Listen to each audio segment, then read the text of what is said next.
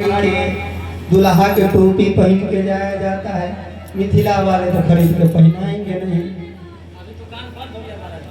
तो कोई बात नहीं, मुरली जी के विवाह में लेके आएंगे। हम बिना विवाह में दुल्हा वाला टोपी पहन के सदवा पूरा कर रहे हैं। बोलिए जय सिया राम। जय सिया राम। मिथिला का प्यार होगा तो देखते कौन टोपी लाके पहनाता है बाबा को, बढ़िया वाला दुल्हा वाला टोपी, थोड़ा हमारा भी शौक पूरा हो जाए। बोलिए जय सिया। मिथिला वासियों को बहुत कुछ आता है महाराज जी। नहीं तो वो सब नहीं जी। करना। बस टोपी टोपी। तो भाई हम बाराती बन के आए हैं तो बालक भी बन जाएंगे तुरंत मैया के, सब नाना नानी मामा महाराज जी मामी टुप्पी में खुदे बा। बोलिए राधे राधे। राधे राधे। यही विवाह दो तरह का चीज होता है कि बियाह होता है, एक विवाह होता है। राम जी का विवाह हुआ, बीज उपसर्ग लग गया, हर जगह वाह वाह हुआ। और आजकल के बियाह हो तो पहले ही आह आह निकलना। बोलिए जय सिया राम। जय जय सिया राम। जय सिया राम। जय जय सिया राम। लग रहा है हनुमान जी से आप लोगों को भी जगाना पड़ रहा है, बड़ा दुख है। बता दीजिए सुनो ना। वो राम भक्त हनुमान की जय। लाल बाबा की जय। शंकर वीर बजरंग बली की जय। सखी राम भक्त हनुमान की जय। साथी बलवीर बजरंग बली की जय। सारा दरबार मोक्ष वाले राम भक्त हनुमान की जय। बोलो मेहंदीपुर बालाजी महाराज की हर हर महादेव। बोलो ब्याजी महाराज की, बोलो ऋषिगंज महाराज की, बोलो साधु संत बैठ जाइए, महाराज बैठ की। जाइए, बैठ जाइए। आप तो ये बताइए, अब हमको एक चीज, जय हो संत भगवान की जय। राम जी का विवाह हुआ है तो राम जी के विवाह से अयोध्या वाले आए हैं। स्वागत होनी चाहिए। अयोध्या वाले तो आए हैं, लेकिन पहाड़वा पे जो बड़का बड़का पुछिया लटकाए बैठे थे वो नहीं आएंगे। हनुमान जी भी किसी ना किसी रूप में आएंगे जरूर। बोले हनुमान जी महाराज की। वही मान लीजिए, यहाँ पे बहुत वर्णन है, बहुत सारी चीजें हैं। भगवान ने जब भगवान का विवाह हुआ तो जनक जी बार बार दशरथ जी कह रहे हैं कि जाने दीजिए, जनक जी रोक रहे हैं, किंतु भगवान दशरथ जी निवेदित किया, गुरु वशिष्ठ विश्वामित्र से समझाया, सतानंद को समझाया, पुनः विदा करके आए। मिथिलानियों का ये कहना है कि हमारे राम जी अयोध्या नहीं गए सीता जी के साथ, यहीं सीतामढ़ी जनकपुर में रह गए। और हमारे अयोध्या वाले कहे कि चले आए। क्या कहे? चले आए। तो मिथिला वाले की सीताराम जी मिथिला में, हमारे वाले पहुना, आप लोगों के हमारे वाले जो पहुना थे वो चले गए। और हमारे राम जी अयोध्या में आकर के खूब सुख पूर्वक रहने लगे सीता जी के साथ। जब तेरा राम ब्याही घर आए, जब तेरा ब्याही घर आए, नित नाम मंगल मोद बनाए। नित नाम मंगल मोद बधाए। जब तेरा ब्याही घर आए, जब तेरा ब्याही घर आए। अब महाराज राम जी ब्याह करके घर आ गए। दशरथ भवन में नित्य उत्सव होता है, सब मंगल ही मंगल होता है। सीताराम जी लोग विहार करते हैं। बाकी श्री राम कथा को हम यही भगवान श्री भगवती और सीता और राम जी के चरणों में समर्पित करते हैं। कारण हमारी गुरु परंपरा चली आ रही है। पहला कारण सुन लीजिए, हमारे वहां दशरथ महल में हमारे महाराज जी कहते हैं कि राम जी ब्याह करके आए तो जंगल वंगल कहीं गए नहीं। आज भी 10 साल से 2016 से 26 तक तो हम देख गए, 10 साल हो गया। हर साल में 3 से 4 कथाएं होती है राम कथा, और दशरथ महल के अंदर ही होती है, लेकिन सारी कथाएं जो है राम विवाह तक होती है। राम विवाह के आगे नहीं होती। हमारे महाराज जी कहते नहीं, हमारे राम जी हमारे पास है, जंगल वंगल नहीं जाएंगे, कथा में पहुंचा लो। हमारे राम जी दशरथ भवन में रह गए सीता जी के साथ, हमारे भरत जी रह गए मांडवी जी के साथ, हमारे लक्ष्मण जी रह गए उर्मिला जी के साथ, और हमारे शत्रुघ्न स्वामी जी रह गए श्रुतकीरत जी के साथ। बोलो चारों दुल्हा दुल्हन सरकार की। चूंकि मैं भगवान का गुणगान इसलिए किया कि मैं आप लोगों से निवेदन किया कि मिथिला में तो मैं मेरे हृदय गुरु प्रेरणा से इच्छा थी कि इस पावन भूमि को ठाकुर जी की दया से जैसे हो सके कुछ राम कथा सुना करके ही जाऊं। इसलिए अब तक मैं भगवती का दर्शन करने भी नहीं गया, क्योंकि हनुमान जी रामचंद्र गुण वर नहीं लागा सुनते सीता कर दुख भागा। जब तक राम कथा नहीं सुना सीता जी के सामने नहीं गए, हम काम मूल्य करके जाएंगे। अब सीता जी का दर्शन भी कल परसों में जब भी हो जाए कर लेंगे भगवती की कृपा से। आप लोगों का स्नेह प्रेम बना रहे।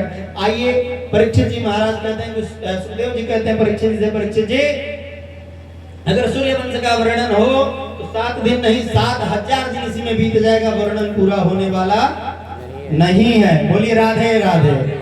क्या बोलना है? बोलिए राधे राधे। जय श्री राधे राधे राधे, जय जय श्री राधे। अब हम लोग जो है यहाँ सुखदेव जी ने संक्षिप्त में परीक्षित जी को पूरी कृष्ण कथा सुना दी, पूरा वंशावली बता दिया।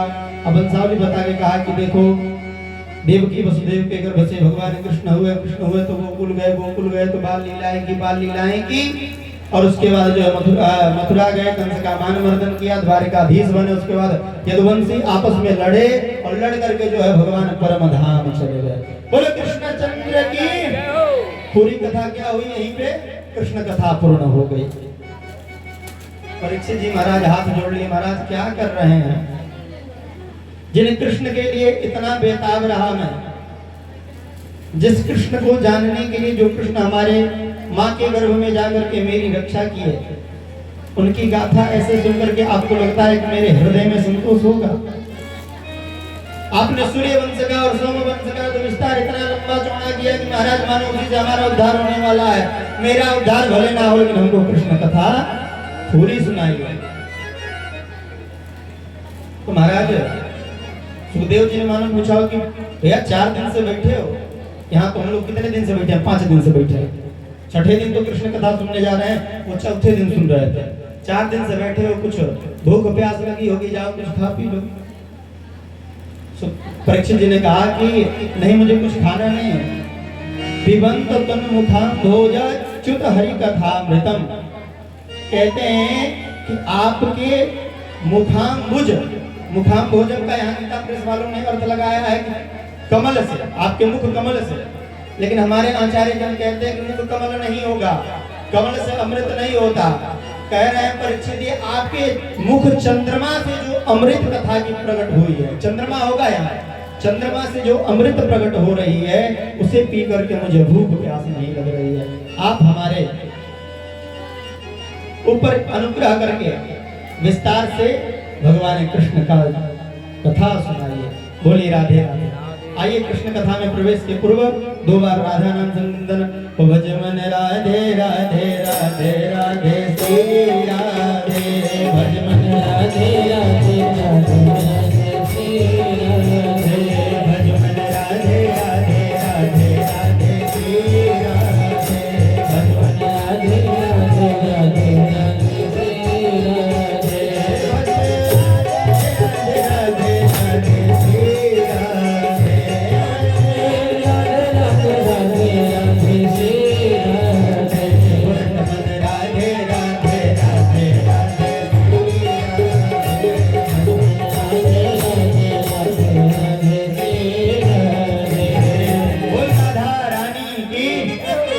कहते हैं तब सुनो। चंद्रवंश की वंशावली बताते हैं कि ब्रह्मा जी से अत्रि, अत्रि से चंद्रमा, चंद्रमा से बुध, बुध से पुरुरवा, पुरुरवा से नहुस, नहुस से ययाति, ययाति से यदु, यदु से यदुवंश चला, यदुवंश से बना पुरु, और उसके बाद इसी वंश में जो है यदुवंश में अजमीढ़ हुए, अजमीढ़ के देवमीढ़ हुए, देवमीढ़ के सूरसेन हुए, सूरसेन के आनक धुंधुभी हुए। यही आनक धुंधुभी का नाम वसुदेव है। क्या नाम है आनक धुंधुभी का? वसुदेव जी का पूरा नाम क्या है? बोलिए बोलिए बोलिए। आनक धुंधुभी है। क्या है? आनक धुंधुभी। इनकी 7 रानियां और जो सबसे छोटी रानी पत्नी है देवकी, देवकी के गर्भ से भगवान जन्म लेते हैं। कहते हैं महाराज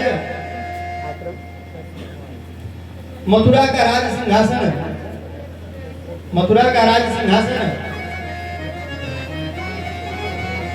उग्रसेन जी संचालित कर रहे हैं। कंस ने उदंडता पूर्वक उनको ले जाकर के जेल में बंद कर दिया और खुद जो है मथुरा का राजा बनकर बैठ गया।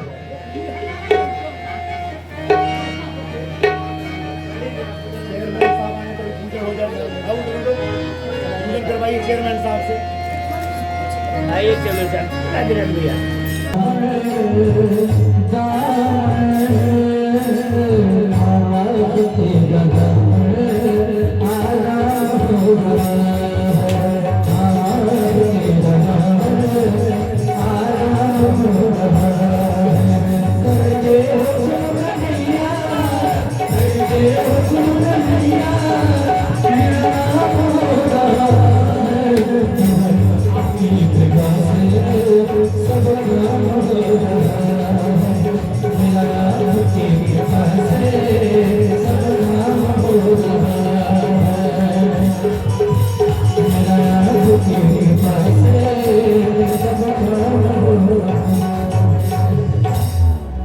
बोली राधे रानी की वृंदावन बिहारी लाल की जय। हम सभी लोग कथा श्रवण कर रहे थे कि कंस अपने पिता को कारागार में डाल करके राजा बन गया और महाराज जब राजा अत्याचार प्रजा को झेलना ही पड़ता।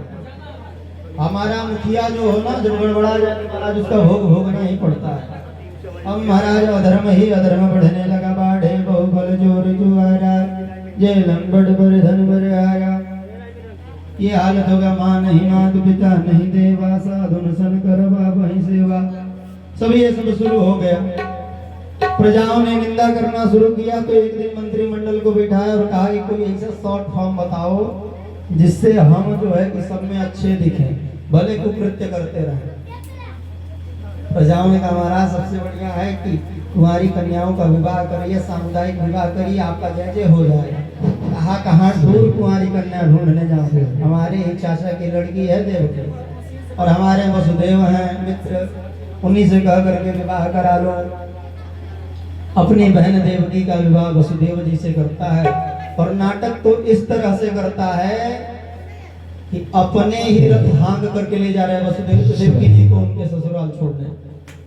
अब विचार करिएगा, कंस जैसा दुष्ट पापात्मा के हाथ में जिसके जीवन की रथ होगी कितने दूर तक चलेगी। रथ तो लेकर के जा रहा है, कुछ दूर गया तो देवता सोचे बहुत बड़ा ये नौटंकी बात है, इसकी नौटंकी अभी हम खत्म करते हैं। देवताओं ने आकाशवाणी कर दी कि जिसको लेके जा रहे हो बेटा उसी का अष्टम गर्भ जो है तुम्हारा काल बन करके आएगा, तुम्हारा वध वही देवकी का अष्टम लाल करेगा।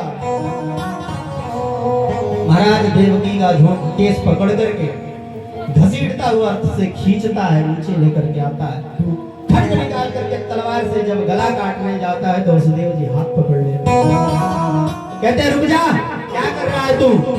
कहा सुना नहीं आपने आकाशवाणी ने क्या कहा, इसका अष्टम गर्भ मेरा काल बन करके आएगा, मुझे मार डालेगा, न रहेगी बांस न बजेगी बांसुरी, में इसको ही मार दूंगा। वसुदेव ने कहा कि तुम्हें डर देवकी वसुदेव से है, उसके आए हुए 8वें पुत्र से, पुत्र से। वसुदेव ने कहा घबराओ मत, मैं कह रहा हूँ कि जितने बालक होंगे, तुम 8वें की बात कर रहे हो, मैं 8वें अगर बालक होते तो सब तुमको सौंप दूंगा। कंस तो था दुरात्मा, लेकिन वसुदेव जी इतने सत्यवादी थे कि कंस जैसा दुष्ट राजा भी उन पे भरोसा कर लिया। सोचिए वसुदेव जी का जीवन कैसा था। महाराज परमात्मा भी माँ बाप बनाता है तो बड़ा सोच विचार करके बनाता है। परमात्मा जब माता पिता बनाता है तो उठा करके मुंह नहीं किसी के गर्भ में चला जाता, किसी के घर में चला जाता, सोचता है उसके अंदर योग्यता वो है कि नहीं।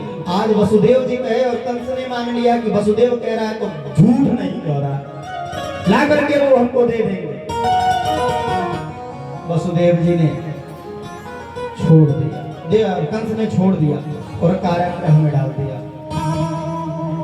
इतिहास गवाह है, जिसने बहुत ऐसे पुरुष होंगे, सबको मैं चेतावनी दे रहा हूं, सुन के जाइएगा।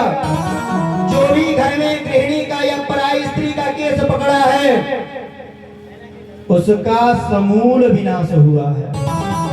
तीन उदाहरण देता हूं। वाल्मीकि रामायण में सीता का केस पकड़ के रावण खींचता है, कहा नको कुल रोवन हारा, ऐसा क्या हुई?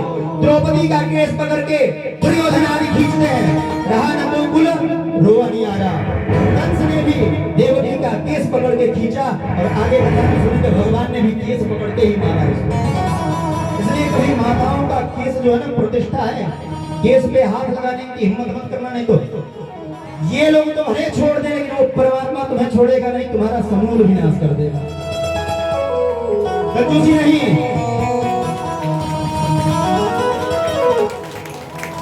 इसलिए कभी माताओं का केस नहीं पकड़ना चाहिए। जो आजकल की महाराज सत्ता भी ऐसी है कि पंडितों की ब्राह्मणों की चुर्की पकड़ के खींच रही है। माताओं की केस में पूछे, पंडितों की चुर्की भी नहीं बच रही है। एक तो बेचारे आजकल के ब्राह्मण छोटे पतले वैसे चुर्की रख रहे हैं, उसमें भी खींचा जा रहा है। कितना बिया बा रुपा हुआ सब निकल जाएगा। परिणाम याद रखिएगा, आज नहीं तो कल उसका परिणाम भी आएगा। किसी को कुछ आपसे चाहिए नहीं, भाव रख करके परमात्मा के पास जाइए, परमात्मा सब देगा।